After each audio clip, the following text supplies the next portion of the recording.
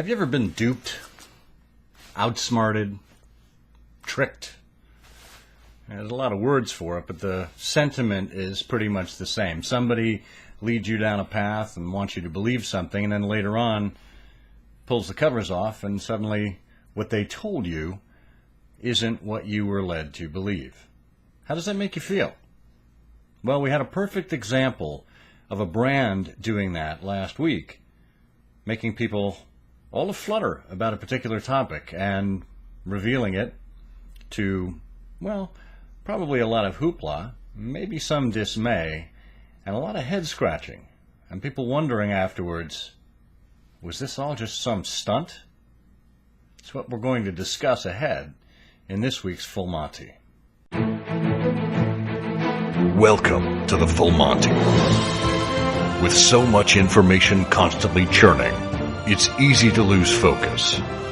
This is the show that cuts through the clutter to provide you with insight and perspective on some of the most pressing issues of the day. And now, here's your host, Scott Monty. Well, you know, the notion of trickster goes way back in mythology, and you'll see tricksters in a variety of myths and folklore and other tales all around the world.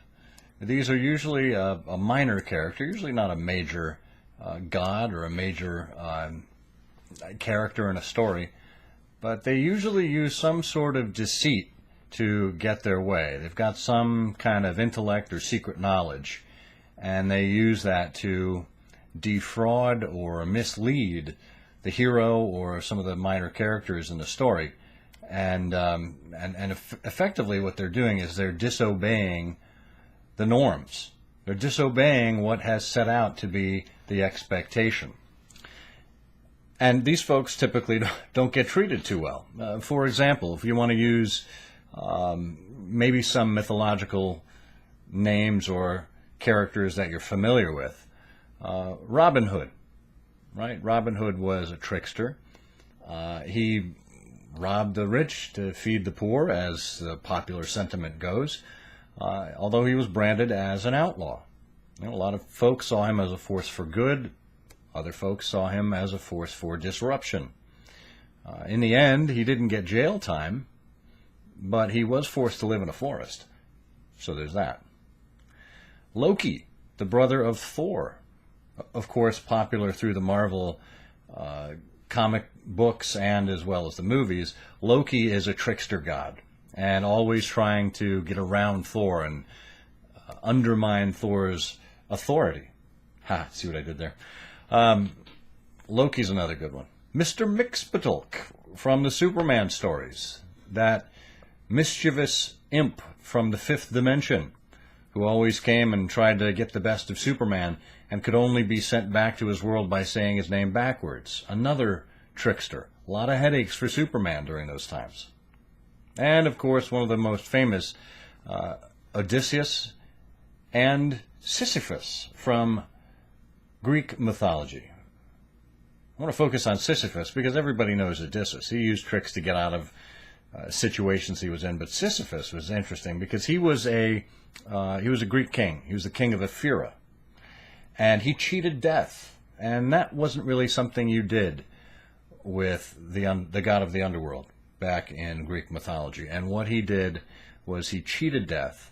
And then when he finally died, he tried to get out of being kept in the underworld. And the gods were so incensed by his hubris, by his self-aggrandizement that went along with his deceitfulness, that they gave him one of the most severe punishments that you can get in the afterlife. And that is, he was forced to roll a boulder up a hill for all eternity, because just as the boulder reaches the top, it rolls back down again. And Sisyphus has to do the same thing over and over again.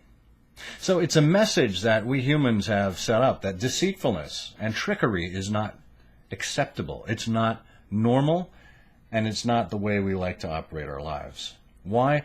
Because it disrupts the expected. Right? It kind of sends us off kilter. And this is exactly what happened with IHOP.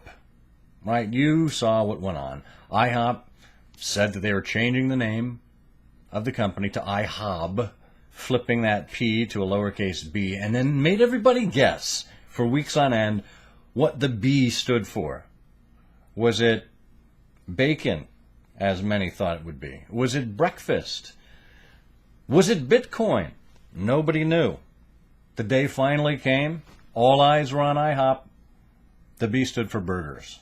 Burgers. Are you kidding me? Something they've had on their menu for 50 years. But people evidently forgot about it.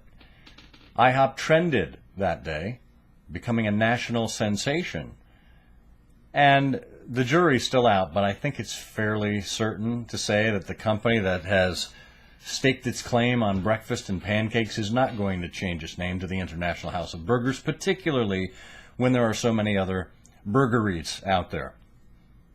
Now, fact of the matter is, IHOP and pancakes had been declining in interest over time, and burgers have recently been rising. So it was their stunt, their call, to hitch their wagon to the tail of burgers. Now, you could ask, is this successful? Have they reached their goals? Well, certainly, in terms of getting people to talk about them, they have. Does that mean people are going to walk into an IHOP? A. And B, walk into an IHOP and order burgers instead of what IHOP is known for? The jury's still out on that. If you ask me, I really don't see this affecting foot traffic. And on the other side, all the brands, the burger brands that came out and made fun of IHOP for what it was doing, I don't think it helps them at all either.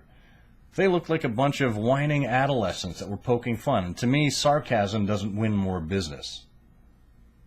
So, you've got to ask yourself, in this day and age, do we have room for tricksters? Do tricksters serve a purpose? Well, sure, they entertain us. They make us feel better about the kinds of tricks or pranks we may play on our friends or on our family. But in the end, is it good for business? Ask Sisyphus.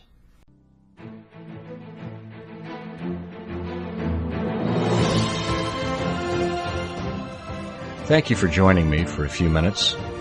If you like what you heard, please subscribe on the podcast player of your choice. And of course, check out the newsletter at philmontyshow.com. So long, and I'll see you on the internet.